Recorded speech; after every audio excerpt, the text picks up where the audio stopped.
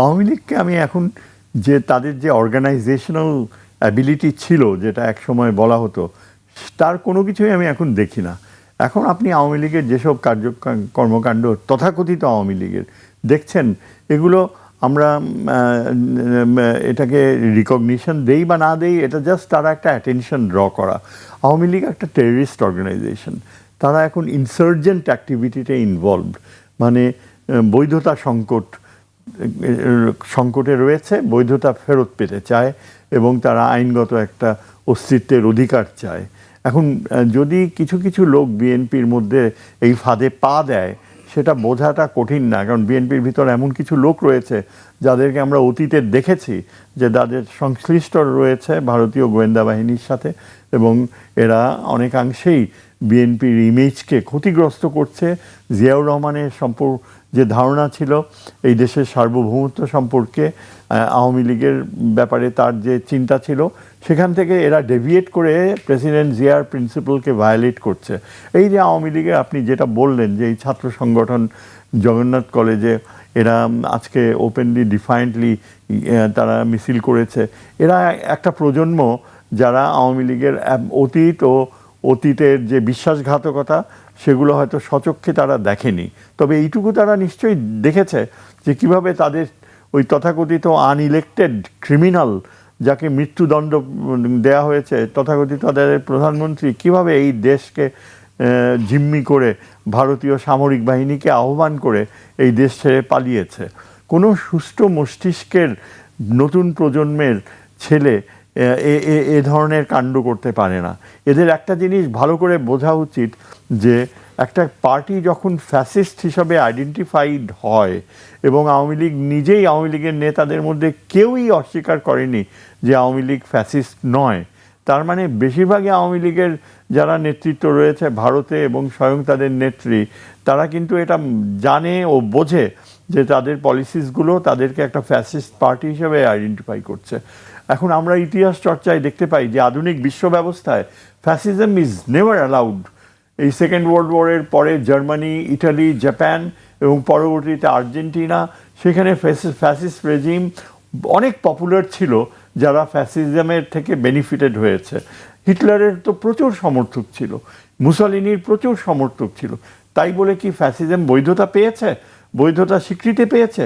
তাহলে বিএনপির নেতারা কোন বুদ্ধিতে এটা বলে যে আওয়ামী লীগকে, এদের সাথে গোপন সংযোগ রয়েছে এই আওয়ামী লীগের নেতাদের। এবং আমরা জানি যে এস আলম নামক এক দুষ্কৃতী, ভয়াবহ দুষ্কৃতী, সে তার বেনিফিশিয়ারি হচ্ছে এই কিছু কিছু কতিপয় নেতা যাদের সততা নেই, যারা বিশ্বাসঘাতক, এবং এখনও তারা পার্লামেন্টে বসে বিশ্বাসঘাতকের রূপে রয়েছে। এদের কারণেই কিন্তু এই যে আওয়ামী লীগ প্রশ্রয় পায়, বৈধতা পায়। এবং আপনি যেটা বললেন যে আওয়ামী লীগেরকে এই আগামী জনপ্রতিনিধিশীল ইলেকশনে তাদের অংশগ্রহণ করার সুযোগ দেবে, অর্থাৎ ইচ্ছা করে দেশে একটা মারাত্মক সংঘাতের পরিস্থিতি সৃষ্টি করছে কিছু লোক। এবং এটা বলা বাহুল্য, আমার মনে হয় এই সময় এই ধরনের যে পরিস্থিতিগুলো তৈরি করা হচ্ছে, এখানে ভারত থেকে প্রচুর অর্থ আসছে, এবং পুরা উদ্দেশ্যটাই হচ্ছে আমাদের যে খুবই প্রিয় যে প্রধানমন্ত্রী, যিনি এখন অনেকাংশেই জনগণের কাছে একটা গ্রহণযোগ্যতা ও সম্মান পেয়েছে, যার চিন্তাধারা আচরণ বলতে গেলে অনেক বিএনপির তথাকথিত নেতার থেকে একদম ভিন্ন, যিনি প্রমাণ করেছেন যে তিনি জনগণের কাতারে স্বাভাবিক একটা সিম্পল লাইফ করে জনগণের পাশে থাকতে চায়।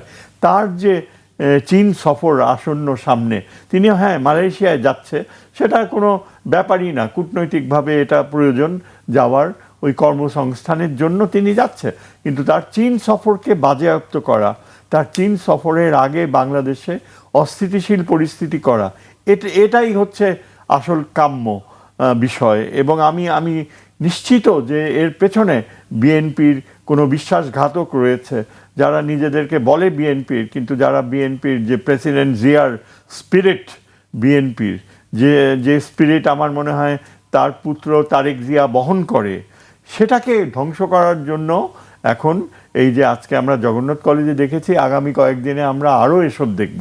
যাদের দায়িত্ব এগুলো নিয়ন্ত্রণে আনা, এগুলো থামানো, তারা কি তাদের কাজ করছে? সেটাই আমার প্রশ্ন। কি। স্যার আপনার কাছে আবার আসবো, আমি এই পর্যায়ে ব্যারিস্টার আসাদুজ্জামান ফুয়াদের কাছে আসতে চাই। আপনি এই বিষয়গুলো কিভাবে দেখছেন? এটা নিয়ে গত বেশ কয়েকদিন ধরেই আলোচনা চলছে, আসলে পুনর্বাসন করা হচ্ছে কি হচ্ছে না, কে তাদেরকে শেল্টার দিচ্ছে না, নানান প্রশ্ন। আপনার বক্তব্য কি আসলে? ধন্যবাদ। প্রথম কথা হচ্ছে যে রাজনৈতিকভাবে আওয়ামী লীগ ডেড, মানে এটা হচ্ছে বটম লাইন আর কি। এবং বারবার আমি এই কথাটা বলেছি যে এটা হচ্ছে যে একটা মানুষ যদি মারা যায় অথবা যদি আপনি দেখেন যে একটা পশু কোরবানি করা হয়েছে, কোরবানি করার পরে দেখবেন ওর শরীরটা অনেকক্ষণ নড়ে। আওয়ামী লীগ হচ্ছে ওই রকম, মানে এত মানে শেখ হাসিনার ভয় নাই, রাজপথ ছাড়ি নাই বলতে বলতে দেখলাম একটা লোক ধাওয়া দিল, সাথে সাথে 30 জন মিলে দৌড়াইতেছে, স্লোগান দিচ্ছে কিন্তু রাজপথ ছাড়ি নাই, শেখ হাসিনা আসবে, বাংলাদেশ হাসবে। অথচ তার হাসার জন্য যে মুখটা দরকার সেই মুখটা আবার মাস্ক দিয়ে ঢেকে রাখছেন। তাহলে আপনি হাসবেন কিভাবে? আপনার হাসার জন্য তো দাঁতগুলো মুখগুলো তো খোলা রাখতে হবে।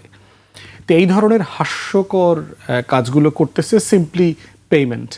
এবং আমরা জানি যে আপনার ইন্টারভিউ আমরা দেখেছি ছাত্র দলের ছেলে পেলেও আপনার পদস্থ নেতা ছিল মিরপুরে ছাত্রলীগের মিছিল করতে গিয়ে ধরা খাইছে, পুলিশের কাছে বলছে যে টাকা দিছে 5,000 টাকা, সে 5,000 টাকার জন্য সে মিছিলটা করেছে। তো এই বিশাল বেকার যুবকদের রাষ্ট্রে আপনার কে কোন ব্যানারে কি দাবি করতেছে, তার থেকে বড় জিনিস হচ্ছে আপনি 10 মিনিটের জন্য, আধা ঘন্টার জন্য যদি মুখটা ঢেকে একটু স্লোগান দিলে 5,000 টাকা পান, তো অনেক টাকা তো এটা তার মাসের, একটা ছাত্রের মাসের ইনকাম হয়ে যাচ্ছে আর কি। তো এগুলোকে আপনার মোটা দাগে রাজনীতি আকারে দেখবার সুযোগ নাই আর কি। এগুলো আমরা এর আগে দেখে অভ্যস্ত হয়ে গেছি। ফিরবে কিভাবে আওয়ামী লীগ, এর আগে কিভাবে ফিরেছে, শুধু হিস্টোরিক্যাল জায়গাটা দেখেন। 75 পরবর্তী জায়গাতে আওয়ামী লীগ কীভাবে ফিরেছে? ভারত চেয়েছে, শহীদ প্রেসিডেন্ট জিয়াউর রহমান চেয়েছেন সরকার যে হাসিনা ফিরবে, আওয়ামী লীগ নির্বাচন করবে, ইন্টারন্যাশনাল কমিউনিটি চেয়েছে। এই তিনটা ফোর্স যদি একত্রিতভাবে চায় তাহলে হাসিনা ফিরতে পারবে। দ্বিতীয়বার দেখেন হাসিনা কিভাবে ফিরেছে, 1/11-এর সময় ফিরেছে। ইন্টারন্যাশনাল কমিউনিটি, ওয়েস্টার্ন ওয়ার্ল্ড চেয়েছে হাসিনা ফিরুক, ভারত চেয়েছে ফিরুক, এবং আমাদের এখানকার এই যে সুশীল বুদ্ধিজীবী সম্পাদকরা যারা তখন 1/11 করে খুবই দাপটের সাথে বলেছিল এটা আমাদের সরকার, আমরাই এনেছি, তারা চেয়েছে হাসিনা ফিরুক। প্রণব মুখার্জির সাথে আমাদের 17 ঘোড়া বিশিষ্ট মইনি আহমদের বিখ্যাত মিটিং, এবং তার বইতে সেটা সে লিখেছে কিভাবে তার ফেরানোর ব্যবস্থা চলছে, শামীম ওসমান পা ধরে কান্নাকাটি করতেছে। তো এই প্রত্যেকটা এলিমেন্ট চেয়েছিল বলে হাসিনা আওয়ামী লীগ ফিরতে পেরেছে। প্রশ্ন হচ্ছে 24-এর পরে ইন্টারন্যাশনাল কমিউনিটি চায় কিনা আওয়ামী লীগ ফিরুক। আপনারা কদিন আগে দেখেছেন যে হাসিনার আইনজীবীর মাধ্যমে আমেরিকাতে জাতিসংঘের হেডকোয়ার্টারে তারা কিন্তু যে গণ অভ্যুত্থানের পরবর্তীতে যে জাতিসংঘ যে ফ্যাক্ট ফাইন্ডিং রিপোর্ট করলো, এই রিপোর্টে কতজন মারা গেছে এই সংখ্যাটা কন্ট্রাডিক্ট করে একটা চিঠি দিয়েছে। জাতিসংঘ কি উত্তর দিয়েছে? যে আমরা আমাদের রিপোর্ট স্ট্যান্ড বাই করতেছি, 1400 শহীদ হয়েছে, আমাদের কাছে এভিডেন্স আছে, এবং এইটার কোনো কিছু আমরা চেঞ্জ করব না, ইন লেটার্স অ্যান্ড স্পিরিট। তাহলে জাতিসংঘ থেকে শুরু করে আমেরিকার সাথে এখন ট্রেড এগ্রিমেন্ট আছে, কোনোভাবে কি চাইবে আমেরিকা এই ট্রেড এগ্রিমেন্ট থেকে বের হয়ে আসবে? ট্রাম্পের ভারত নিয়ে ন্যূনতম তার কোনো আগ্রহ নাই, যে পরিমাণ ট্যারিফ ইম্পোজ করে দিয়েছে। তো সেই জায়গাতে ইন্টারন্যাশনাল কমিউনিটি, ওয়েস্টার্ন ওয়ার্ল্ড কারোই এই গণহত্যার বিপক্ষে গিয়ে ভারতকে, হাসিনাকে সাপোর্ট দেওয়ার মতো ন্যূনতম লেভারেজ নাই। অথবা ইন্টারন্যাশনাল কমিউনিটি চাচ্ছে না হাসিনা ফিরুক, অথবা এটা নিয়ে তার কোনো মাথা ব্যথা নাই। জাতিসংঘ এমনটাও বলেছে 2টা শর্তে তারা ইভেন বিচারের দায়িত্ব পর্যন্ত নেবার কথা বলেছে। মৃত্যুদণ্ড দেবেন না বলেছে 2টা, যেহেতু তারা ডেথ পেনাল্টিতে বিশ্বাস করে না, এবং তাদের এভিডেন্স তারা শেয়ার করবে আইসিটির সাথে, তারা বলেছে। সেকেন্ডলি দেখেন, ভারত চাইতে পারে যে হাসিনা ফিরুক, কিন্তু আসলে কি ভারত চায় কিনা হাসিনা ফিরুক? ভারত যদি জেনুইনলি চায় হাসিনা ফিরুক, তাহলে বাংলাদেশের সাথে তার যে রিকনসিলিয়েশনটা দরকার এমন কোনো উদ্যোগ, আচার আচরণ সে করছে কিনা? সে প্রত্যেক দিন যা যা করছে তাতে কি বাংলাদেশের মানুষ হাসিনাকে ফেরত পাবার জন্য উদ্গ্রীব হয়ে যাচ্ছে, না ভারতের ব্যাপারে তার ঘৃণা, বিদ্বেষ, হিংসা আরও বেড়ে যাচ্ছে? তাহলে যেই কারণে গণ অভ্যুত্থান হয়েছে 24-এ, ভারত তার আচরণ দিয়ে গত 2 বছরে প্রমাণ করেছে তার প্রত্যেকটা কারণ ন্যায্য। আমাদের তরুণরা যেই কথাগুলো বলেছে, যেই আচরণের সমালোচনা আমরা করেছি, ভারতের ইন্ডিয়ান ইন্টারফেয়ারেন্সের কথা বলেছি বারবার, অখণ্ড ভারতের নামে যে হিন্দুত্ব ফ্যাসিবাদ যেটা তারা শুরু করেছে সারা ভারতবর্ষে, গেরুয়া বাহিনীর রাজনীতি, সেটা আজকে শুভেন্দুরা প্রতিদিন প্রমাণ করছে সীমান্তে। তাহলে ভারত কি আসলে চাচ্ছে যে হাসিনা ফিরুক, আওয়ামী লীগ রাজনীতি ফিরুক? তার যদি ন্যূনতম ক্লাউন পলিটিক্সের এই যে মাদকাসক্ত রাজনীতির জায়গা থেকে যদি সে দেখে, আসলে তার চাইবার কোনো ন্যায্য কারণ নাই, যৌক্তিক কারণ নাই। থার্ড হচ্ছে বাংলাদেশ সরকার চায় কিনা। স্থানীয় তারেক রহমান বিএনপিকে চায় হাসিনা ফিরে আসুক, আওয়ামী লীগ ফিরে আসুক। তাহলে সংসদে সব দল মিলে কেন কার্যক্রম নিষিদ্ধের জায়গায় তারা একমত হয়েছে, অর্ডিন্যান্সটা র্যাটিফাই করেছে? যে পরিমাণ ধরপাকড় হচ্ছে, যে পরিমাণ বিএনপির লোকজন আওয়ামী লীগদেরকে ধরায়া ব্যবসা বাণিজ্য করতেছে, নোয়াখালীতে বিএনপির লোকজন মারামারি করতেছে না? হবিগঞ্জে দেখলাম, সিলেটে দেখলাম, বিভিন্ন জায়গায় আওয়ামী লীগকে কনফ্রন্ট করতেছে কারা? রাস্তাঘাটে মেইনলি বিএনপির লোকজন করছে, মারামারি করছে, অফিস আদালত ভেঙে দিচ্ছে। বিএনপির রাজনীতি নির্মূল হয়ে যাবে বাংলাদেশে যদি সে ন্যূনতম কোনোভাবে এই ইমপ্রেশনটা দেয় যে সে আওয়ামী লীগকে, হাসিনাকে পুনর্বাসন করতে চাচ্ছে। আজকের মাননীয় উপদেষ্টা আমাদের বন্ধুপ্রতিম জাহিদ ভাই যেটা করেছেন, এটা দিয়ে তিনি বিএনপির আসলে 14 গোষ্ঠী উদ্ধার করে দিচ্ছেন। কিন্তু তিনি বিএনপির 12টা বাজানোর রাজনীতি করছেন। বাংলাদেশের মানুষের কাছে simply Awami League is a not a starter. এই বাস্তবতাটা যদি বিএনপি স্বীকার না করে, তার রাজনীতি আগামী দিনে নাই হয়ে যাবে বাংলাদেশ থেকে। অতএব কোনো উপকরণ বলছে না আওয়ামী লীগ ফেরবার জন্য যেই শর্তগুলো পূরণ করা দরকার, ক্ষমা চাওয়া থেকে শুরু করে জাতির কাছে ক্ষমা চাওয়া, রিগ্রেট করা। আওয়ামী লীগের কোনো নেতা কর্মী, ইভেন গ্রাম পর্যায়ের ধরেন ছাগল চুরি বিষয়ক যে সম্পাদক আছে, ওদের বিভিন্ন কমিটিতে চাঁদাবাজ বিষয়ক যারা সম্পাদক আছে, কোনো কমিটির আওয়ামী লীগের কোনো সম্পাদক, কোনো ব্যক্তি ন্যূনতম ক্ষমা চাইছে জাতির কাছে, রিগ্রেট করেছে? যাদেরকে আমরা জানাজার নামাজ পড়তে দিলাম তোফাল আহমেদ মারা যাওয়ার পরে, দেখেছেন আসছে একটা ধর্মীয় কাজ করতে, আইসা ওখানে জয় বাংলা স্লোগান দিচ্ছে, তার ন্যূনতম কোনো রিগ্রেট নাই। তো যার অনুশোচনা নাই, যার বিচার হয় নাই, যার রাজনৈতিক সমঝোতার প্রশ্নে রাজনৈতিক দলগুলো এবং সিভিল সোসাইটি একমত হয় নাই, তার ফেরার কোনো শর্ত এখানে হাজির নাই। সিম্পলি ইম্পসিবল একটা রিয়ালিটি। যেটা করছে, স্যার কারেক্টলি বলেছেন, টার্কিশ ফরেন মিনিস্টার আসছে কদিন আগে, দেখেছেন আমাদের এখানে ডিফেন্স এবং মিলিটারি এস্টাবলিশমেন্ট, তারপরে ইন্ডাস্ট্রি ডেভেলপ করবার ব্যাপারে তারা সাহায্য করবে, আমাদের রাডার সিস্টেমের ব্যাপারে, ড্রোন ফ্যাক্টরি করবার ব্যাপারে ইতিমধ্যে কোঅপারেশন হচ্ছে। পাকিস্তানের অফিসিয়ালরা ইতিমধ্যে আসা যাওয়া করছে, আপনারা দেখছেন। ইন্টারিমের থেকেই ইতিমধ্যে চায়না এবং পাকিস্তানের যে JF-17 যে ফাইটার প্লেন যেটা করেছে, তারা ইতিমধ্যে সেটা বাংলাদেশকে অফার করেছে এবং স্যার কারেক্টলি বলতে পারবেন হয়তো ফ্রিতেও তারা দিবেন as a gesture of friendship. তারা 10-15টা 20টা একটা স্কোয়াড্রন সমত, আমি 15-20টা থাকে তার ভিতরে, পুরো একটা স্কোয়াড্রন বাংলাদেশকে অফার করা হয়েছে। অতএব সেই রকম একটা রিলেশনশিপ যেহেতু গ্রো করছে। এবং থার্ড হচ্ছে স্যার যেটা পয়েন্ট আউট করেছেন, চায়না সফর, যেটা ভারত পুশ করছিল যে তারেক রহমানের প্রথম সফরটা যেন ইন্ডিয়া দিয়ে হয়, যেটা দিয়ে তারা প্রমাণ করবার চেষ্টা করে যে এইটা আমাদের ক্ষেতমজুর আছে এখনো, এরা আমাদেরই বদলা ব্যবসায়ী আর কি। তো সেই জায়গাতে সরকার ইতিমধ্যে বলেছে, কারেক্টলি বলেছে, মালয়েশিয়া চায়না সফরে যাবে, কারণ চায়না যাওয়ার সাথে অনেক কিছু জড়িত আছে। বাজেট দিবে, টাকা তো নাই। ভারত একটা ফকির দেশ, 80% লোক দরিদ্র সীমার নিচে বাস করে। ওইখানে ককরোচ জনতা পার্টির আন্দোলন চলতেছে, দেখতে পাচ্ছেন। প্রত্যেকটা এক্সাম পেপার লিক হয়েছে ভারতে গত কয়েক বছরে, প্রত্যেকটা। তাদের চাকরির, ম্যাট্রিক, ইন্টার, ভাইবা, হাবি জাবি সব কিছু ঢুকেছে। Just a chaotic country. So সেই রকম একটা দেশ যে নিজে ফকির, সে আমার বাজেটে কিভাবে টাকা দেবে? যে নিজের দেশের মানুষের খাওয়াইতে পারে না, সে তো আমাকে সাহায্য দিতে পারবে না। তাহলে টাকা আছে কার কাছে? পশ্চিমারাও টাকা দিতে পারবে না, টাকা আছে চায় নাই। তাহলে আপনাকে বাজেট ডেফিসিটে আপনাকে কে সাহায্য করতে পারবে? সেকেন্ড হচ্ছে অফকোর্স মিলিটারি ডিফেন্স ইস্যু, আমার সিকিউরিটি, আমার সভরেন্টির কোশ্চেনে চায়না এবং পাকিস্তান এবং টার্কি 3টা দেশের সাথে আমার অ্যালায়েন্সের কোনো বিকল্প নাই। অতএব সেই রকম সকল জায়গায় আমরা দেখতে পাচ্ছি আওয়ামী লীগের রাজনীতিতে ফিরে আসার ন্যূনতম আর কোনো কারণ নাই। থার্ড যেটা বলি, হিস্ট্রি থেকে দেখেন, বড় ধরনের যুদ্ধ যখন হয়, যুদ্ধ, গণ অভ্যুত্থান, এগুলোর মধ্য দিয়ে ইনকামবেন্ট যেন থাকেন, তার পলিটিক্স শেষ হয়ে যায়। 71-এ দেখেন ইনকামবেন্ট কে ছিল? সবচেয়ে বড় রাজনৈতিক দল কোনটা ছিল তখন? পাকিস্তানপন্থী রাজনৈতিক দল মুসলিম লীগ। রাজনীতিতে পলিটিক্সে শেষ হয়ে গেছে না? কিন্তু মুসলিম লীগ নামে কিন্তু এখনও একটা নিবন্ধিত দল আছে। তার মানে কি মুসলিম লীগ বাংলাদেশের রাজনীতিতে খুব গুরুত্বপূর্ণ হয়ে আছে? দ্বিতীয়ত দেখেন, আপনার 90-তে এরশাদের পতন হয়েছে স্বৈরাচার বিরোধী আন্দোলনে। এরশাদের জাতীয় পার্টি আজকের পিজার 6 টুকরো 8 টুকরার মতো হয়ে আছে, এখানে সেখানে পইরা ফালায় ডালায় আছে। থার্ড হচ্ছে আওয়ামী লীগের পরিণতিও 24-এর কারণে একই সিচুয়েশন হয়েছে, সে পলিটিক্যালি ডেড। এবং এই বাস্তবতাটা হচ্ছে মেনে নিতে পারাটাই হচ্ছে আমাদের এই যে 5-6 দশকের দিল্লি এবং কলকাতার যে দালাল, বুদ্ধিজীবী, লেখক, সাহিত্যিক, তাদের সিম্পলি তাদের স্যাটেলাইটে এটা মেনে নিতে পারছে না যে এটা কীভাবে সম্ভব। ওই তারাই তখন আপনার এই মাঝে মধ্যে হুক্কা হওয়ার মতো, শেয়ালের মতো একটু ডাক দেয়, কি আওয়ামী লীগ বদলালো কিনা, আওয়ামী লীগ ফিরে আসতে পারে কিনা, আওয়ামী লীগের এইটা সেইটা। ইভেন আওয়ামী ইন্ডিয়ান বুদ্ধিজীবী দেখেন, অভিলাষ পালোয়াল, স্যার চিনবেন, সোয়াসের টিচার, তিনি কদিন আগে লিখছেন আপনার, সে বলতেছে আওয়ামী লীগের ফিরে আসার কোনো বাস্তবতা দেখতে পাচ্ছি না। তো ভারতীয় স্কলার।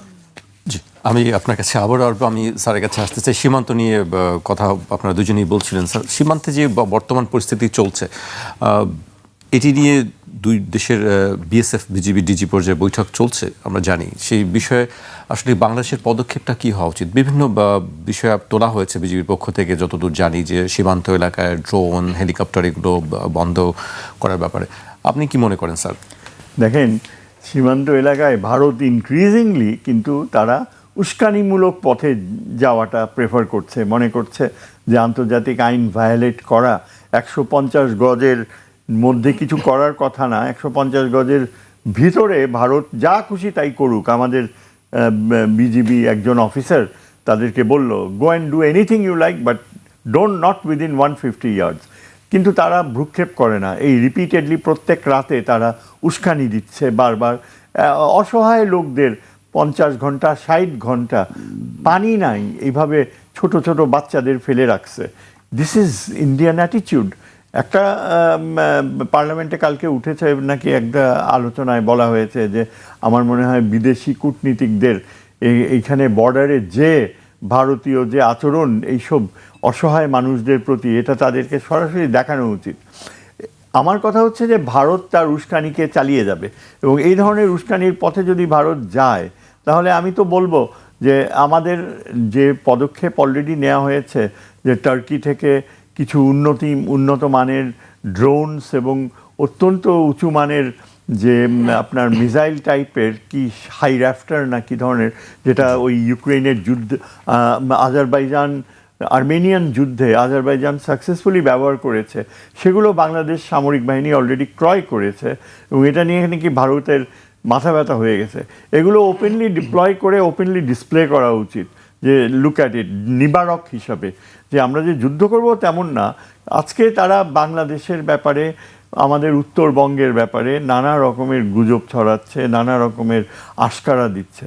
আমি তো মনে করি আমাদের যেহেতু এত বিশাল বর্ডার, যেটা চীন আর পাকিস্তানের চেয়েও বড়, আমরা শুধু পাকিস্তানের সাথে মিসাইল ডিপ্লয় করব না, পাকিস্তানের সাথে আমাদের সামরিক সহযোগিতায় আমাদের বর্ডারে যদি আমাদের বিজেপির শর্টেজ হয়, পাকিস্তানের রেঞ্জার্স এনে এখানে বসানো উচিত। পাশাপাশি পাকিস্তান রেঞ্জার্সদের দেখলে ভারতের মুখটা শুকায়া যাবে। তারা বুঝবে যে প্রভোগ করার পরিণতি কি হইতে পারে, যখন দেখবে ওরা বর্ডারের এই পারে যে আমাদের বাংলাদেশের বিজিবি আর আমাদের পাকিস্তান রেঞ্জার পাশাপাশি দাঁড়ায়া বন্দুক তাক করে আছে, তখন ওদের জন্য একটা মানসিক যে শক হবে, ওই শক এফেক্টটা আমি দেখতে চাই। এমন না যে আমি এখানে কোনো স্থায়ী বিদেশি ট্রুপসের প্রেজেন্স চাই, কিন্তু প্রভোকেশন যখন করে, প্রভোকেশনের উত্তর একেবারে নাটকীয়তার সাথে দেওয়া উচিত। তাদের বোঝা উচিত যে ওই যেমন চার্চিল করেছিল না, যখন যুদ্ধ ডিক্লেয়ার করলো জার্মানি ফ্যাসিস্টরা, তখন চার্চিল বলেছিল যে এই ফ্যাসিজমকে ফেস করতে যে আমি স্ট্যালিনের সাথে হাত মিলাচ্ছি, দরকার হলে আমি স্যাটান শয়তানের সাথেও হাত মিলাবো, কিন্তু আমি ফ্যাসিজমকে প্রশ্রয় দেব না। কেন বলেছিল যে তাদের দেশপ্রেম উদ্বুদ্ধ করেছে। এই জন্য আমি এই কারণে, যেহেতু পাকিস্তানিদের রেঞ্জার্সদের প্রচুর অভিজ্ঞতা রয়েছে এবং ভারতের মোকাবিলা করতে, যেহেতু তাদের হাতে বর্ডার অনেক উন্নত। আমাকে সেদিন কালকে রাত্রে একজন বাংলাদেশি অফিসার একটা টক শোতে বলছিল যে আমাদের নাইট ভিশন গ্লাসও নাই, রাতের বেলায় যেটা পুশিং করবে। আমাদের তো একেবারে 16 বছর হাসিনা আমাদের সামরিক বাহিনীকে পঙ্গু করে দিয়েছে, তাদের পুরা দেশপ্রেমকে একেবারে অসহায়ের পর্যায়ে নিয়ে গেছে। তারপরেও কিন্তু আমাদের সামরিক বাহিনী, বিজিবির অসীম সাহস, তারা অত্যন্ত গর্বের সাথে মনে করে যে আমরা শুধু বিএসএফ না, আমরা ভারতীয় সামরিক বাহিনীকে আমাদের বিজিবি ফেস করতে হবে। এই ধরনের তাদের একটা প্রচণ্ড। আর সবচেয়ে বড় কথা হচ্ছে যে আমাদের জনগণ বর্ডার এরিয়াতে তারা লাঠি সোটা যা আছে সব নিয়ে এগিয়ে আসে। এবং আমাদের এরকম আমি শুনেছি, আমাকে এক অটোরিকশাওয়ালা বলছিল একদিন যে আমাদের যে পপুলেশন লক্ষ লক্ষ মানুষ, লাঠি নিয়ে যদি ওই মায়ানমারের রোহিঙ্গাদেরকে রিহ্যাবিলিটেট করতে পারে, তাহলে এই ভারতের আগ্রাসনী মনোভাবকে আমরা কেন প্রশ্রয় দিব? আমাদের সবচেয়ে বড় শক্তি হচ্ছে দেশপ্রেমিক জনবল। জনশক্তির পিছনে, যেটা আমেরিকানরা বলে boots on the ground, boots on the ground আমাদের সামরিক বাহিনী যথেষ্ট নয়, আরও অনেক দরকার। বিজিবি প্রচুর আরও বেশি দরকার। কিন্তু ভারতকে যদি তাদের উস্কানির জবাব দিতে হয়, আমাদেরকে এখন থেকেই সরাসরি তাদেরকে উত্তর দিয়ে বলতে হবে যে আমাদের লালমনিরহাট থেকে ডোকলাম কিন্তু বেশি দূরে না। যেখানে ডোকলাম চীনা বাহিনী সামরিক প্রস্তুতি নিয়েছে, ভারতের মনে রাখা উচিত যে চীনের সাথে আমাদের যে সম্পর্ক আমরা গড়ব, যে সেখানে রংপুরের দিকে তাকায় কোনো লাভ হবে না। কেননা আমাদের আরও উচ্চতর অভিলাষ রয়েছে, এবং সেই উচ্চতর অভিলাষ এখন শুধু এইটুকু বলে রাখি, ডোকলাম টু লালমনিরহাট। তুমি যা বোঝার বুঝে নাও। আমরা শুধু দুইটা শব্দ ব্যবহার করছি, ডোকলাম টু লালমনিরহাট। তখন এই ধরনের ওদেরকে উস্কানি দিতে হবে। ওরা আমাদের উস্কানি দেয়, আমাদের পাল্টা উস্কানি দিতে হবে। স্যারের কথা আমরা শুনছিলাম, বেশ কয়েকবারই তিনি উত্তরাঞ্চলের কথা বলছিলেন, রংপুর লালমনিরহাটের কথা বলছিলেন। আমরা সম্প্রতি সোশ্যাল মিডিয়াতে আমরা ভারতের দিক থেকে বিভিন্ন কথাবার্তা শুনছি, আপনিও নিশ্চয়ই দেখেছেন। এই বিষয়গুলো কি আসলে, কেন একটু যদি বলতেন? একটা বিষয় দেখেন যে ৭৫-এর পরেও কিন্তু এই ধরনের ঘটনা ভারত ঘটিয়েছে। এই যে আমাদের সকল বঙ্গবীর যেটা আছে আপনার কাদের সিদ্দিকী, বিশাল ডাকাত বাহিনী গড়ে তুলেছিল, কাদেরিয়া বাহিনী। এই ডাকাতরা ভারতের টাকায়, অস্ত্রে, প্রশিক্ষণে, যেটা মুজিব বাহিনী করেছে আপনার ৭২ থেকে ৭৫, হাজার হাজার মুক্তিযোদ্ধাদেরকে হত্যা করেছে। এবং সেই মুজিব বাহিনীর অন্যতম প্রধান ব্যক্তি মারা যাওয়ার পরে দুঃখজনকভাবে আমাদের সংসদে আবার তাকে স্মরণ করা হয়েছে। মানে আমাদের সভরেন্টি, আমাদের স্বাধীনতাকে যারা কম্প্রোমাইজ করেছে তাদেরকে আবার এই সংসদ স্মরণ করতেছে, শোক প্রকাশ করছে। তাহলে তো কদিন পরে মনে হয় স্যার শেখ হাসিনা মারা গেলেও তো এই সংসদ সম্ভবত সাবেক এমপি হিসাবে তাকে তার প্রতি শোক জানাবে এবং তার জন্য দোয়া মোনাজাত করবে আর কি। তো সেই এরকম একটা জায়গাতে আমরা দেখতে পাচ্ছি যে এটা নতুন কোনো ঘটনা না, এই কাজগুলো এর আগে করেছে ভারত। এবং যখনই সে মানে কোনো পলিসি ইস্যুতে কোঅপারেশন চায় না, তখন সে এই দুষ্টামিগুলো বেশি করে করে আর কি, এবং বছরের পর বছর ধরে করে। এবং এটার জন্য যেটা করেছিল দেখবেন যে শহীদ প্রেসিডেন্টকে তখন কিন্তু একটা ম্যাসিভ আপনার জয়েন্ট ড্রিলের অ্যারেঞ্জ করেছিল, সম্ভবত অপারেশন আয়রন শিল্ড যদি আমি ভুল না করে থাকি, এবং যেটা দিয়ে আমাদের সভরেন্টি কীভাবে মানে টেক কেয়ার করা যাবে, আমাদের স্বাধীনতা, আমাদের সীমান্ত প্রত্যেকটা জায়গাতে। তো সেখানে এখন আমরা যেটা প্রস্তাব করেছি, আগে থেকেই করেছি, যে আমাদের বিজিবির পাশাপাশি আমাদের সীমান্তবর্তী অঞ্চলের জনগোষ্ঠীকে আর্ম করা দরকার, প্রশিক্ষণ করে করে রিজার্ভ ফোর্স ক্রিয়েট করা দরকার। এবং এটা অনেক কাজে লাগবে। আপনার লোকাল মাদক বিরোধী অভিযান বলেন, আপনার সীমান্ত সংকট বলেন, আপনি বন্যা হইলে আপনার যে ভলান্টিয়ার দরকার হয়, যে কোনো হিউম্যান ডিজাস্টার থেকে শুরু করে আপনি সীমান্ত রক্ষা প্রত্যেকটা কাজে লাগাতে পারবেন। এবং পরিকল্পিতভাবে ৩ মাস ৬ মাসের এই রিজার্ভ ফোর্স ট্রেন করতে পারলে বাংলাদেশের সীমান্তে দেখেন এখন লাঠি নিয়ে আমাদের জনগোষ্ঠী যাচ্ছে, আমাদের বিজিবির সাহসী সৈনিক ভাইয়েরা সেখানে ঝুঁকি নিচ্ছেন। পাশাপাশি এই যে বাবুল কাছ থেকে আমরা দেখেছি চাঁপাইনবাবগঞ্জ সীমান্তে, এরকম লক্ষ লক্ষ মানুষ কিন্তু প্রস্তুত আছেন যখন দেশকে, দেশের লাল সবুজের পতাকাকে আপনার কোনো শকুন তাকাবে তার সেটা রুখে দেওয়ার জন্য। তো সেটার জন্য রাষ্ট্রেরও দায়িত্ব আছে তাদেরকে প্রস্তুত রাখা, তাদেরকে ট্রেনিং দেওয়া, অস্ত্র দেওয়া, অস্ত্রের মজুদ, সেটা অবশ্যই একটা প্রোটোকল করতে হবে। প্রোটোকল করে আপনার এইটাকে কিভাবে সেফগার্ড করা যায়, আমাদের ডিফেন্সের অধীনে নিয়ে আসা যায়, সেটার জন্য আমাদের আর্মড ফোর্সেস এবং ডিফেন্সের সিরিয়াসলি কাজ করা দরকার। এর বাইরে হচ্ছে যে ফরেন মিনিস্ট্রির অনেকগুলো রেসপন্সিবিলিটি আছে। আমরা এখন পর্যন্ত ফরেন মিনিস্ট্রির কোনো ব্রিফিং দেখতে পাচ্ছি না খুব সিরিয়াসলি। প্রতিমন্ত্রী বলেছেন যে আমরা কোনো পুশব্যাক হইতে দেব না, আমাদের বর্ডার গার্ড সজাগ আছেন। কিন্তু মমতা যখন শহীদ ওসমান হাদিকে নিয়ে কথা বলল, আপনি সেটার ব্যাখ্যা চাইলেন না লিখিতভাবে। এখানে পুশিন করে যে আপনার আন্তর্জাতিক আইন ভায়োলেট করছে ভারত, সেটার ব্যাপারে আপনি কোনো ব্যাখ্যা চাইছেন না। এগুলো তো ব্যাখ্যা চাইতে হবে, ডিপ্লোম্যাটদেরকে ডাকতে হবে, প্রয়োজনে ডেকে ব্রিফ করার পাশাপাশি তাদেরকে সীমান্তে নিয়ে যেতে হবে। এবং শুধু সীমান্তে নেওয়া না, জাতিসংঘ, রেড ক্রস থেকে শুরু করে যাদেরকে এই যে জিরো লাইনে রাখছে তাদেরকে তাবু করে ওখানে থাকার ব্যবস্থা করতে হবে। ইন্টারন্যাশনাল মিডিয়াকে আনতে হবে, এনে দেখাতে হবে যে কিভাবে সীমান্তে মানবাধিকার লঙ্ঘন করছে ভারত। তো এইভাবে ভারতকে আপনি ইন্টারন্যাশনালি প্রেশার ক্রিয়েট করা, এবং যেহেতু এখন আমি জেনারেল অ্যাসেম্বলির প্রেসিডেন্সি আমার কাছে আছে, আমাদের তো একটা হিউজ লেভারেজ আছে এই বিষয়টা রেজ করা। সেপ্টেম্বরে আপনার জাতিসংঘের কনফারেন্স আছে সাধারণ পরিষদের। তো এই প্রত্যেকটা বিষয়কে নিয়ে যদি আমরা ইন্টারন্যাশনালাইজ করতে পারি আমাদের এই বিষয়টাকে, তাহলে আমরা সারা দুনিয়ার সিম্প্যাথি, সহযোগিতা এবং ভয়েস রেজ করবার জায়গা আমরা খুঁজে পাবো। আর ভারতের এখন একমাত্র বন্ধু হচ্ছে নেতানিয়াহু, ইসরায়েল, এবং সে যথেষ্ট মাইনকাচিপার মধ্যে আছে। এবং দেখেছেন জেনারেল অ্যাসেম্বলিতে বাংলাদেশকে হারানোর জন্য কিন্তু ভারত এবং ইসরায়েল অ্যাক্টিভলি কাজ করেছে। সাইপ্রাস কি? সাইপ্রাস হচ্ছে ইসরায়েলের আউটপোস্ট। ওটা ইসরায়েলে দুষ্টামি করে বলা হয় যে নেতানিয়াহুকে যখন খুঁজে পাওয়া যাচ্ছে না, বলে যে তার এই যে সাইপ্রাসে তার যে হলিডে রিসোর্ট আছে ওখানে তাকে খুঁজতে হবে, ওখানে সে আছে। মানে সে যখন পালায় নেতানিয়াহু, সে প্রথম পালানোর স্পট হচ্ছে তার সাইপ্রাসে। তো এটা একটা হিউজ জায়নিস্ট বেস, হিস্টোরিক্যালি বহু বছর থেকে এটা আছে, এবং গ্রিকরা সেখানে আছে, গ্রিক সাইপ্রাস যেটা অংশটা। তো সেই জায়গাতে বাংলাদেশকে হারানোর জন্য ভারত এবং ইসরায়েল কিন্তু একসাথে কাজ করেছে। আমাদের গণমাধ্যমে দেখবেন খুব সিরিয়াসলি এটা নিয়ে কোনো আলোচনা নাই।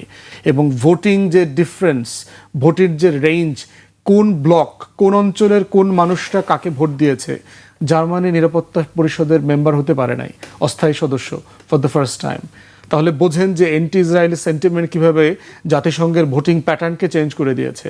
তো সেই রকম একটা জায়গাতে আমাদেরকে এই ইস্যুটাকে ইন্টারন্যাশনালাইজ করা এবং ভারতকে বোঝানোর চেষ্টা করা যে বাংলাদেশ ৭৫ পরবর্তী বাংলাদেশে নাই, এটা প্র্যাকটিক্যাল না। You just take it as granted যে এটা হবে না, এই বাংলাদেশে আমরা ফেরত যাচ্ছি না। জি, আমি আপনার কাছে আবার আসবো। আমি স্যারের কাছে আসতে চাই। স্যার, বাংলাদেশের পদক্ষেপ আসলে বা সামনের কি করা উচিত বলে আপনার মনে হয় আন্তর্জাতিকভাবে, বিশেষ করে যে আমরা জাতিসংঘের যে একটা সদস্য? হ্যাঁ, এটা তো বাংলাদেশের জন্য দেখেন আমরা কোন পরিস্থিতিতে আছি। আমাদের অনেক নেগেটিভ জিনিস রয়েছে, আমরা ভিতরে অনেক বিভক্ত, নানা রকমের প্রবলেম রয়েছে। কিন্তু একটা জিনিস আপনি চিন্তা করেন, মাত্র ৩ বছর আগে বা ৪ বছর আগে যে দেশটি একটা বলতে গেলে ফেইল্ড স্টেটের অবস্থানে ছিল, কেননা তথাকথিত ওই ভুয়া প্রাইম মিনিস্টার, সে এত ক্রাইমস করেছে, জেনোসাইডাল অ্যাক্ট, যে আন্তর্জাতিকভাবে জাতিসংঘ থেকেই তারা প্রমাণ দিয়েছে, যে এমন এমন প্রমাণ যে এই মহিলার আন্তর্জাতিক ক্রিমিনাল কোর্টে বিচার হওয়া উচিত। এবং বাংলাদেশে একটা বড় অংশ তারা এই জেনোসাইডে অংশ নিয়ে তারা সাধারণ মানুষকে একেবারে জিম্মি করে রেখেছে। বাংলাদেশ ভারতের একটা কদর রাষ্ট্রে পরিণত হয়েছে। সেখানে আমরা একদম আইসোলেটেড ছিলাম।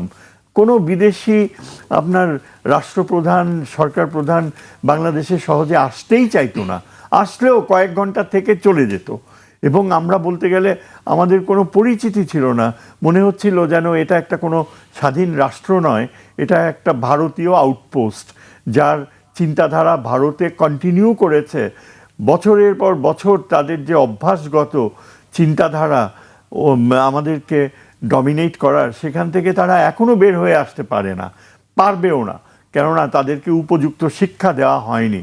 আজকে বাংলাদেশের পররাষ্ট্র নীতির ক্ষেত্রে আমরা যে পথে যাচ্ছি, এবং আমাদের প্রেসিডেন্ট জিয়ার সুপুত্র তারেক রহমান, আমরা আশা করব যে তার বাবার পদচিহ্ন ফলো করবে।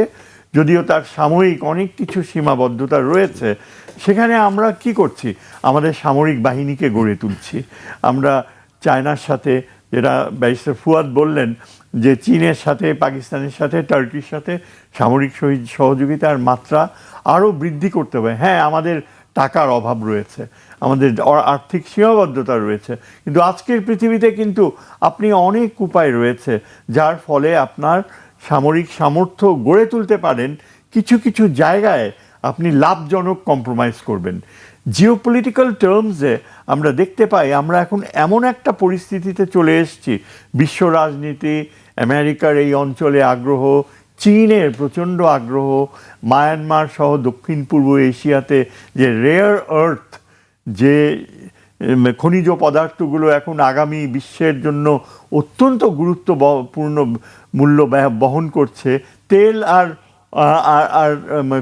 কয়লার চেয়েও বেশি যেটা দিয়ে টাইটানিয়াম যেমন আপনি ব্যাটারিজ তৈরি করতে পারবেন, যে batteries will B A substitute for other power sources, spaceship তৈরি করার জন্য দরকার, আরও অনেক ভবিষ্যৎধর্মী চিন্তার জন্য এই অঞ্চলটা এখন সবচেয়ে গুরুত্বপূর্ণ হয়ে গিয়েছে সাউথ ইস্ট এশিয়া। এই কারণে বাংলাদেশ এখন চীনের জন্য অত্যন্ত আকর্ষণীয়, মার্কিন যুক্তরাষ্ট্রের জন্য অত্যন্ত আকর্ষণীয়। আমাদের বঙ্গোপসাগরে আমরা যেই অংশটায় রয়েছি সেটা একটা অ্যাক্সেস দিতে পারে চীনকে। চীন যদি ওই যে আমি যেটা বললাম Doklam Lalmonirhat strategic policy for the future, সেটা যদি বাস্তবায়ন করতে পারে, চীন সরাসরি আমাদের ভেতর দিয়ে বঙ্গোপসাগরে প্রবেশ করতে পারবে নদীপথে। কারণ মায়ানমার খুব আনসার্টেন হয়ে গিয়েছে। মায়ানমারে আপনি জানেন না যে মায়ানমারের যে সেনাবাহিনী আবার তারা নতুন করে উদ্দীপ্ত হয়েছে, আরাকান আর্মি এখন অন দ্য ব্যাক ফুট, আর ওই ওয়ারফেয়ারের মধ্যে এত বেশি বিদেশি আগ্রহ যে চীনের জন্য মায়ানমারের পথ অনিশ্চিত। সেই জন্য বাংলাদেশ তাদের দরকার। এবং আমরা কেন ভারতকে প্রশ্রয় দিব? ভারত যখন কথা বলে যে তারা ক্রয় করবে, তার পাল্টা উত্তর দেওয়া উচিত যে আমরা ভারত থেকে মুর্শিদাবাদ ক্রয় করে নিতে চাই।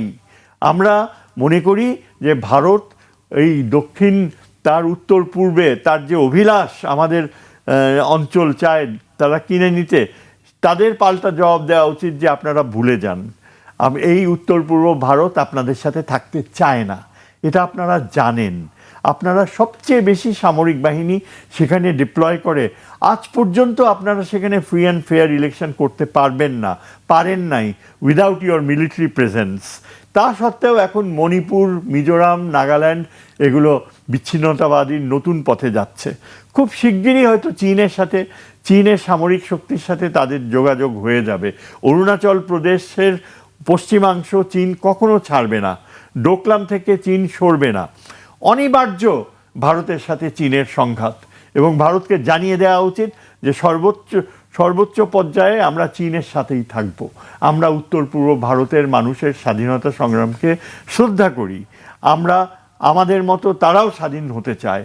এবং আমরা জিয়াউর রহমানের সময় আমরা দেখেছি যে উত্তর পূর্ব ভারতের ব্যাপারে এই বিএনপি গভর্নমেন্ট প্রচুর সিম্প্যাথেটিক ছিল। বিএনপির কতগুলা বেইমান এই পথ থেকে সরে যেয়ে এখন তারা বিশ্বাসঘাতকতা করছে উত্তর পূর্ব ভারতের মানুষের সাথে। তারা আমাদের ভাই, তারা ওই 1940 সালে আমাদের একত্রে হওয়ার কথা ছিল লাহোর প্রস্তাব অনুযায়ী। ঐতিহাসিকভাবে চিন্তা করলে আমাদের এখনও লেবেনসরম শুধু না, এটা ইরিডেন্টিস্ট ক্লেইমস আমরা বলি, ইরিডেন্টিস্ট ক্লেইমস আন্তর্জাতিক, যে আমরা হারানো অঞ্চল, এটা তো একটা প্রদেশ ছিল। আমরা উত্তর পূর্ব ভারত আর বলতে যেটা বোঝায় আর বাংলাদেশ মিলে সেটা ওই 1905 সালে আলাদা প্রদেশ করা হয়েছিল। সেটা তো তেমনভাবে থাকতে পারতো, নওয়াব সেলিমুল্লাহ চেয়েছিল যে সেভাবেই থাক। আজকে যদি তাই হতো তাহলে পুরা উত্তর পূর্ব ভারত জুড়ে বাংলাদেশের মুসলমান পপুলেশন থাকতো, এবং সেটা হতে পারে ভবিষ্যতে, হবে না কেন? হওয়ার মতো আমাদের সামরিক সামর্থ্য গড়ে তুলতে হবে। কাজেই ভারতকে এই উত্তর দিতে হবে। আমাদের আগামী দিনের পলিসি হবে যে আমরা সামরিক সামর্থ্য বাড়াবো, আমরা চীন থেকে উন্নত মানের বিমান কিনে, আমাদের পাইলটস আর the best in the subcontinent. Pakistan এয়ারফোর্সের মেরুদণ্ড ছিল এই বাংলাদেশের মুসলমান পাইলটরা। হ্যাঁ, অনেকের নাম বলা যায় যারা এখনও পাকিস্তান শ্রদ্ধার চোখে দেখে আমাদের বিমান বাহিনীর পাইলটদের। আমাদের সামরিক বাহিনীর এরা যদি সত্যিকার অর্থে অস্ত্র পায়, আমরা ওই ভারতের উত্তর পূর্ব ভারতের সাথে মোকাবেলা করতে কি চায়, ভারত আলটিমেটলি কি পারবে আমাদের সাথে মোকাবেলা করে যদি আমরা আন্তর্জাতিক সমর্থন পাই? এই সম্ভাবনাগুলো আমাদের সামনে এখন রয়েছে। স্যার, এবার একটু অন্যদিকে দৃষ্টি দিতে চাই। নেতানিয়াহুর বিষয়টি তুলছিলেন আসাদুজ্জামান ফোদ। নেতানিয়াহুকে ট্রাম্প বলেছেন যে ইরানের সঙ্গে আবার যুদ্ধ জড়ালে তোমাকে একাই লড়তে হবে, আমরা নেই। ট্রাম্প বলেছেন, আমি বলেছি বিবি সাবধান হওয়া ভালো, অন্যথায় খুব শিগগিরই তুমি একা হয়ে পড়বে। হঠাৎ করে কয়েকদিন ধরে দেখছি আমরা নেতানিয়াহুকে ছেড়ে দিতে চাচ্ছেন ডোনাল্ড ট্রাম্প। এর কারণ কি স্যার? এর কারণ ট্রাম্প নিজেই কিন্তু কংগ্রেসে প্রচণ্ড মানে একটা অস্তিত্বজনিত সংকট ফেস করছে। কংগ্রেসের রিপাবলিকান পার্টিও তার পিছনে নেই। এই যুদ্ধের ব্যাপারে কংগ্রেসের ডেমোক্রেটরা তো নাই, রিপাবলিকান পার্টিও বেঁকে বসছে, এবং তার যে বিশাল বাজেট প্রেজেন্ট করেছিল রিপাবলিকান পার্টি সেটা অ্যাপ্রুভ করেনি এই যুদ্ধের ফিনান্সিংয়ের জন্য। কাজে আপনি দেখেন ট্রাম্প কিন্তু এখন অনেক চুপ হয়ে গিয়েছে, এবং তার সমস্ত রাগ যে পড়েছে এই নেতানিয়াহুর উপর। সে এটা স্বীকার করুক আর নাই করুক, ইরানকে এখন প্রেসিডেন্ট ট্রাম্প কিন্তু শ্রদ্ধা করে, এতে কোনো সন্দেহ নাই। এবং কারণ তার কথাবার্তাই বোঝা যায় যে ভবিষ্যতে ইরান আমাদেরকে যদি ওইটা ফেরত দিয়ে দেয়, আমি ইরানের সাথে সম্পর্ক করব, নিউক্লিয়ার ওয়েপন বানাবে না। কিন্তু কই, এখনও তো ইরান ফেরত দেওয়ার কথা মোটেও প্রশ্রয় দেয়নি। ইরানের নেতৃত্ব এখন তারা সার্থকভাবে চলছে, আর ইসরায়েল এখন অ্যাবসলিউটলি মানে নেগেটিভ। তাদের যা শোনা যাচ্ছিল যে ইসরায়েলের সাথে নাকি টার্কির যুদ্ধে লিপ্ত হওয়ার সম্ভাবনা। টার্কি যদি একবার লিপ্ত হয় তাহলে ইসরায়েল আর অস্তিত্ব থাকবে না। কারণ টার্কি কি জিনিস, ইরান কিছুটা আইসোলেটেড ছিল, টার্কি আইসোলেটেড না। Turkey is a NATO member, এবং ইভেন কি নিউক্লিয়ার ওয়েপন্স স্টোর করা রয়েছে টার্কিতে, এবং টার্কি ডিফাই করে। নেটো তাকে যেভাবে চলতে বলে ইসরায়েলের পক্ষে, টার্কি পাত্তাও দেয় না। টার্কি অত্যন্ত স্বাধীনতা প্রিয় দেশ। তার ইসরায়েল যদি এখন নেতানিয়াহু যদি টার্কিকে এখন খোঁচায়, that will be the end of Israel, আমি মনে করি, ইরান আর ইরাক মিলে। সুতরাং নেতানিয়াহু এখন অত্যন্ত একটা ডিফেন্সিভ সিচুয়েশনে রয়েছে, এবং ট্রাম্প এটা বোঝে। জি, আমি ব্যারিস্টার আসাদুজ্জামান ফুয়াদের কাছে আসতে চাই। নেতানিয়াহুর কি অবস্থা, বা ইসরায়েলের কথা যদি বলি, ইউএস যদি ইসরায়েলের পাশে না থাকে সেক্ষেত্রে ইসরায়েল একা কতটুকু আসলে করবে? আমরা দেখেছি যে লেবাননে সে চালিয়েই যাচ্ছে হামলা। দেখেন, আসলে দুইজন একসাথে ডুববে আর কি। কারণ হচ্ছে যে জায়নিস্ট লবি এত পাওয়ারফুল আমেরিকাতে যে ট্রাম্প এখন একটা মানে মানে একটা যে ফাইসা গেছে আর কি, এরকম একটা সিচুয়েশনের মধ্যে আছে আর কি, যে সে কি এখন ওয়াইডার পাবলিক ওপিনিয়নকে দেখবে, কংগ্রেসে তার পলিটিক্যাল সিচুয়েশন কি সেটা দেখবে, না জায়নিস্ট লবির প্রেশার সে মোকাবেলা করবে। সব কিছু মিলিয়ে সে আসলে নিজেও সিদ্ধান্ত নিতে পারছে না। আর লোকটাও তো সুস্থ না, ব্যক্তি নিজেও তো সুস্থ না। তার আচার আচরণ সব কিছুর ভিতরে তো একটা প্রচণ্ড রকমের মানসিক বিকৃতি আছে। তো সেই জায়গায়, এবং আমেরিকান এস্টাবলিশমেন্টও খুবই লজ্জিত, বিব্রতকর অবস্থায় আছে। আমেরিকান ডিপ্লোম্যাটরা আমাদেরকে বলেছে যে তারা খুবই বিব্রতকর অবস্থায়, তারা কোনো পলিসি কনসিস্টেন্সি ধরে রাখতে পারছে না। 24 ঘন্টার মধ্যে প্রেসিডেন্ট সব কিছু ওলট পালট করে দিচ্ছে, চেঞ্জ করে ফেলতেছে, কথা দিয়ে কথা রাখতে পারছে না।